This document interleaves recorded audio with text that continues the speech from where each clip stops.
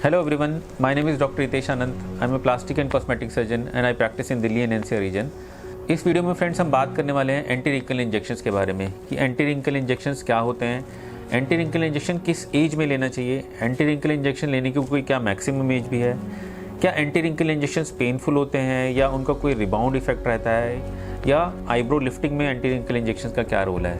इस तरह के कुछ क्वेश्चंस का मैं जवाब इस वीडियो में देने वाला हूँ।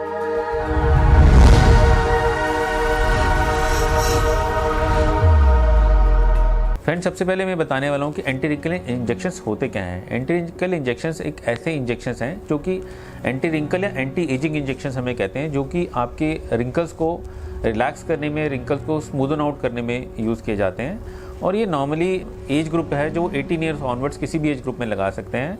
और इससे नॉर्मली जो भी हमारी वरी लाइन या टेंशन लाइंस होती हैं, जो कि नॉर्मली फोरहेड लाइंस होती हैं, हमारी फ्राउन लाइंस होती हैं, या जो हमारी क्रोज फिट की लाइंस होती हैं, उनको सॉफ्टन आउट करने के लिए इनका इस्तेमाल होता है। फ्रेंड्स, नेक्स्ट क्वेश्चन ये मैं डिस्कस करने वाला हूँ कि बहुत सारे लोग ये पूछते हैं कि हमारे लिए कितनी units of anti wrinkle injection suitable रहेगा।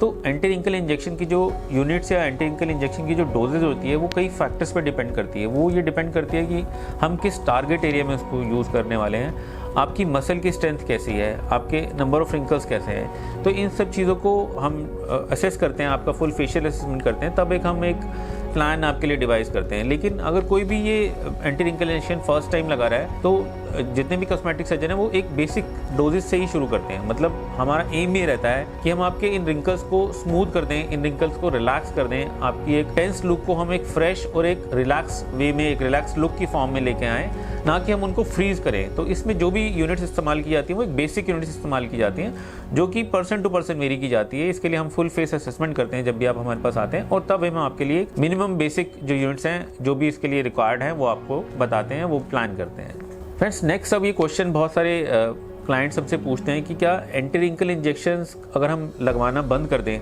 तो क्या उनका रिबाउंड इफेक्ट होता है, या क्या उनका इफेक्ट चला जाता है, या इमीडिएटली चला जाता है। तो फ्रेंड्स, ऐसा नहीं है। अगर आप एंटी रिंकल इंजेक्शन एक बार ले रहे हैं और आप उसको दोबारा नहीं लगवाते, तो जो उसका वेयरिंग ऑफ जो प्रोसेस है या जो उसका इफेसमेंट है वो बहुत स्लो प्रोसेस होता है। मतलब धीरे धीरे करके उसका इफेक्ट जाता है। ऐसा नहीं कि ऑल ऑफ ए सडन आपको रिंकल्स आ जाएंगे, लेकिन क्योंकि रिंकल्स हटने के बाद या रिंकल्स सॉफ्टन होने के बाद, स्मूथ होने के बाद आपकी अपीयरेंस बहुत इंप्रूव हो जाती है। तो इसलिए नॉर्मली लोग इसको कंटिन्यू करते रहते हैं। और अगर आप इसको कंटिन्यू करना चाहते हैं तो नॉर्मली आप 3 to 4 मंथ्स में इसको रिपीट कर सकते हैं। और अगर आपको लगता है कि आप चाहते हैं कि आपका रिंकल्स दोबारा से ना आए, तो आप उस 3-4 मंथ्स पीरियड्स खत्म होने से जस्ट पहले आप इस शॉट को अपने रिपीट करवा सकते हैं। अब मैं बताने वाला हूँ कि इस एंटी रिंकल इंजेक्शन पेनफुल। बहुत सारे लोग ये भी सवाल करते हैं कि एंटी रिंकल इंजेक्शन में क्या बहुत पेन होता है। तो एंटी रिंकल इंजेक्शन जो है वो क्योंकि नीडल के थ्रू दिए जाते हैं, वो नीडल्स भी होते हैं, बहुत फाइन नीडल होती है। 31 गेज की हम इंसुलिन सिरिंज से इसको इंजेक्ट किया जाता है, जो कि बहुत ही फाइन नीडल है। अब इंसुलिन सिरिंज क्योंकि इतनी पतली होती है कि पेशेंट खुद भी अपने आप को, जो डायबिटिक पेशेंट है वो इंसुलिन लेते हैं, तो इसमें एज सच नीडल की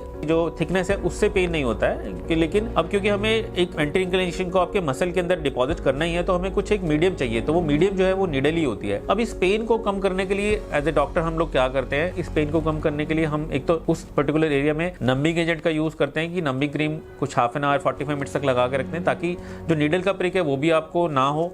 दूसरा, हम उस एरिया में आइस पैक का इस्तेमाल कर सकते हैं। और हम जब इसको एंटी रिंकल इंजेक्शन लगा रहे होते हैं, इंजेक्ट कर रहे होते हैं, तो उस समय वाइब्रेटर का भी यूज करते हैं, जो कि पेन डिस्ट्रैक्शन थ्योरी पे काम करता है। और आपका पेन जो है वो लगभग मिनिमल या लगभग बहुत सारे केसेस के अंदर कोई भी पेन फील नहीं होता है।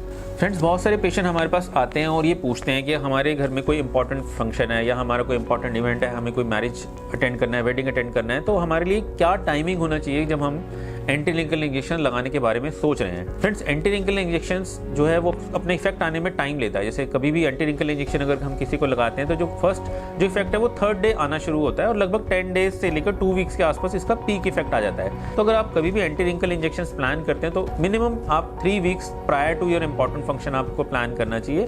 आइडियल तो 4 to 6 वीक्स है, लेकिन मिनिमम 3 वीक्स है जो कि आप अपने इंपॉर्टेंट फंक्शन से प्लान कर सकते हैं। तो 3 weeks prior to your important function या प्रायर टू वेडिंग और वेकेशन आप एंटी रिंकल इंजेक्शन ले सकते हैं। फ्रेंड्स, बहुत सारे पेशेंट्स का ये क्वेश्चन भी रहता है कि क्या एंटी रिंकल इंजेक्शंस हमें नमनेस कर सकते हैं किसी बॉडी पार्ट्स में। तो उसका आंसर नो है। एंटी रिंकल इंजेक्शंस एक तरह के टॉक्सिन होते हैं जो कि आपके उस मसल को पैरालाइज नहीं करते हैं, उस एरिया की मसल को वीकन करते हैं। और ओवरऑल ना तो उस बॉडी पार्ट में जहां पर वो दिया जा रहा है, इसके अलावा किसी भी बॉडी पार्ट में ओवरऑल वो नमनेस नहीं करते हैं। तो ये सेफ इंजेक्शंस है।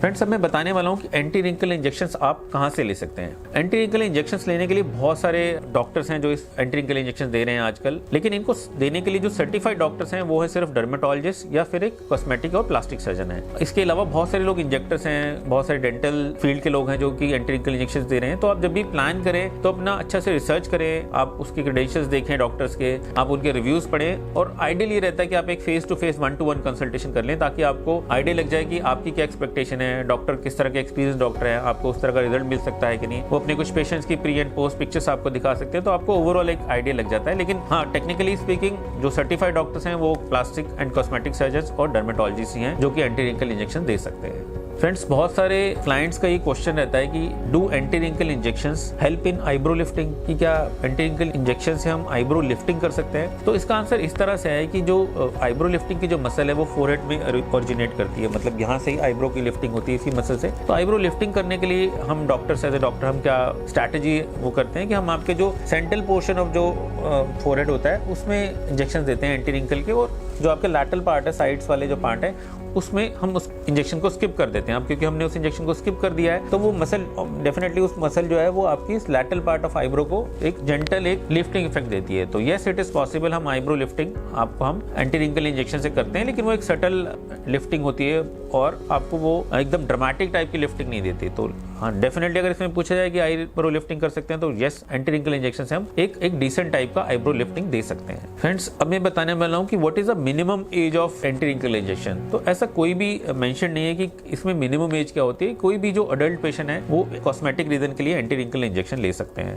What is the maximum age of anti wrinkle injection. बहुत सारे पेशेंट या क्लाइंट्स ये पूछते हैं हमसे कि मैक्सिमली किस एज तक ले सकते हैं। तो ऐसा कोई मैक्सिमम एज नहीं है इस एंटी रिंकल इंजेक्शन की, आप किसी भी एज ग्रुप के अंदर anti wrinkle injection cosmetic purposes के लिए ले सकते हैं। फ्रेंड्स, बहुत सारे क्लाइंट्स को ये डाउट रहता है कि क्या एंटी रिंकल इंजेक्शन हमारी आई साइड को इफेक्ट कर सकता है या हमारी विजन को इफेक्ट कर सकता है। तो इसका आंसर नो है। एंटी रिंकल इंजेक्शन जो भी हम दी जाते हैं, इवन हम जो क्रोस फीट में देते हैं, वो भी आईज के सराउंडिंग जो मसल्स होती हैं उसमें दी जाते हैं। इसका विजन से कोई भी रिलेशन नहीं है। तो एंटी रिंकल इंजेक्शन किसी भी तरह से आपके विजन को हैम्पर नहीं करते हैं। फ्रेंड्स, अब मैं बताने वाला हूँ कि what are the post injection instructions जो कि हम पेशेंट्स को देते हैं कि अब हमने आपको इंजेक्शन दे दिया है एंटी रिंकल इंजेक्शन का, अब आपको क्या करना है। तो नॉर्मली हम पेशेंट को बोलते हैं कि अगले 3 से 4 घंटे तक आपको लाइंग डाउन पोजीशन में नहीं आना, आपको बैठना है या खड़े होने वाला काम आप जो भी करना चाहे कर सकते हैं। उसका रीजन रहता है कि जो भी हमने टॉक्सिन इंजेक्ट किया वो कहीं माइग्रेट ना करे। इसी तरह से अगले 3 से 4 घंटे के अंदर हम उस एरिया को टच करने या मसाज करने के लिए मना करते हैं। मसाज करने का पर्पस ये रहता है कि अगर आप करेंगे तो अगेन टॉक्सिन मूव कर सकता है, माइग्रेट कर सकता है। और टच करने का पर्पस ये है कि हमने वहाँ पर इंजेक्ट किया है, वहाँ पर थोड़े नीडल्स के पॉइंट्स रह सकते हैं, तो आप उसे टच करेंगे तो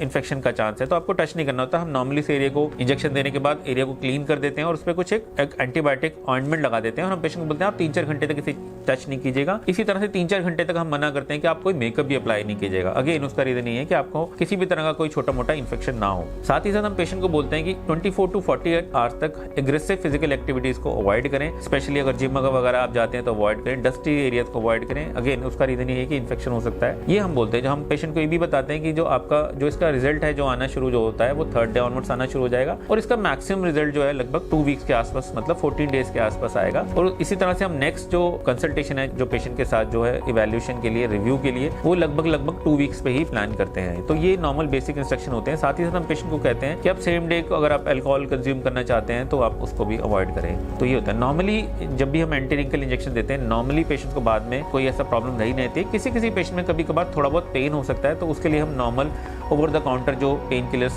टैबलेट्स अवेलेबल होती हैं वो हम पेशेंट को 1 आध दिन के लिए लेने के लिए दे सकते हैं। हाँ, माइल्ड हेडेक जो होता है वो एंटी रिंकल इंजेक्शन के बाद नॉर्मल होता है, वो भी शुरू के 2-3 घंटे के अंदर हो सकता है और यूजुअली नेक्स्ट डे ऑनवर्ड्स कोई भी प्रॉब्लम नहीं होती है। तो ये बेसिक पोस्ट इंजेक्शन इंस्ट्रक्शन है जो हम सभी एंटी रिंकल इंजेक्शन वाले पेशेंट्स को देते हैं। फ्रेंड्स, बहुत सारे पेशेंट हमसे ये भी क्वेश्चन करते हैं कि अगर हमने एंटी रिंकल इंजेक्शन अगर एक बार ले लिए, इंजेक्ट करवा लिया, तो क्या हमें उसका एडिक्शन हो जाएगा या मतलब हमें उसे दोबारा लगवाना ही पड़ेगा। तो इसका आंसर नो है, ऐसा कुछ नहीं है। अगर आपने एंटी रिंकल इंजेक्शन ले लिया है और अगर आप नहीं लेना चाहते तो आप उसको छोड़ सकते हैं। 3 से 4 महीने के बाद उसका इफेक्ट जो है वो धीरे धीरे वेयर ऑफ हो सकता है। हाँ, अगर आप इफेक्ट को मेंटेन करना चाहते हैं, अपनी जो चेंज लुक, अपनी रिलैक्स लुक जो आपको मिल गई है पहले, अगर उसको आपको मेंटेन करना चाहते हैं तो आपको उसका इफेक्ट खत्म होने के आसपास ही आपको दोबारा से वो शॉर्ट्स एंटी रिंकल इंजेक्शन के लेने होंगे। लेकिन ऐसा कुछ नहीं है कि अगर आपने एक बार ले लिया तो आपको हमेशा लेना पड़ेगा। ऑन द कॉन्ट्ररी, अगर इसके ऑपोजिट में बात की जाए कि अगर आप बार बार रिपीटेडली इसको इंजेक्शंस को लेते हैं, जैसे आप मान लीजिएगा every 4 month anti wrinkle injection ले रहे हैं तो हर बारी आपकी डोजेज थोड़ी कम होती जाएगी और एक ऐसा टाइम आएगा जब आपको आपकी मसल नेचुरली रिलैक्स रहेंगे, आपको एंटी रिंकल इंजेक्शन की भी जरूरत नहीं पड़ेगी। वो इसलिए होता है कि आपकी मसल उस एंटी रिंकल इंजेक्शन से प्राइम्ड हो जाती है और धीरे धीरे वो अपने आप रिलैक्सेशन फेज के अंदर चली जाती हैं और उस समय आपको एंटी रिंकल इंजेक्शन की भी जरूरत नहीं पड़ेगी। लेकिन ऐसा कई बार लेने के बाद वो स्टेज आती है, इमीडिएटली 1-2 सेशन के बाद ऐसा स्टेज नहीं आती। लेकिन ये कहना कि एक बार एंटी रिंकल इंजेक्शन ले लिया तो मुझे बार बार उसको लेना पड़ेगा, ये बिल्कुल गलत है।